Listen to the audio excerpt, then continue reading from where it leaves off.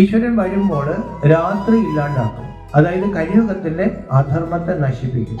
അത് ദേഹബോധത്തിലിരിക്കുന്ന മനുഷ്യർക്ക് ഭയങ്കര ദുഃഖമുള്ള ഒരു കാര്യമാണ്. ഹൃദയം പറയുന്ന ദുഃഖം. അതാണ് അർജുനൻ പറഞ്ഞത്, എൻ്റെ ഇന്ദ്രിയങ്ങൾ ചുട്ടുപുകയുന്നു, എൻ്റെ മനസ്സ് വിറയ്ക്കുന്നു ദൈവമേ, ഗാന്ധീവം വഴുതിപ്പോകുന്ന ദൈവമേ, കണ്ണിൽ ഇരുട്ട് കയറാണ് ദൈവമേ.